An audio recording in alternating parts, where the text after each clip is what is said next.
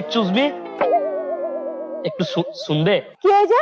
হয়েছে তো অনেক কিছুই। I love you.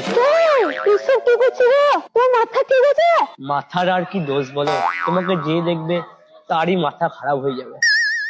তোর সাহস তো কম নেই, তুই আমার মাকে প্রপোজ করছিস? দুষ্টু দিদিকে মা বলে আমাকে বোকা বানানো হচ্ছে। শালি, দেখবো বিয়ে হওয়ার পর জামাইবুর সঙ্গে কত মজা করতে পারো। কি উল্টোপাল্টা বলছো? ও আমার মেয়ে। তুমিও মজা করছো? তোমরা দেখছি মজা করতে খুব ভালোবাসো। এক চচ্চল দেবো। রাস্তা দাঁড়িয়ে বড়দের সাথে ফাজলামি করাচ্ছে, দেখবি? কি হলো, তোমরা বাড়ি না গিয়ে এখানে দাঁড়িয়ে আছো? দেখো না বাবা, এই ছেলেটা মাকে প্রপোজ করছে। কি? হ্যাঁ। তুই আমার বউকে পোজ করেছিস? বউ? হ্যাঁ। তোর পোজ করে আমি বার করছি। আমি আপনার বউকে কিছু করে দিই? এত করছি, বউ থাকলে যে কেউ মিস্টেক করবে।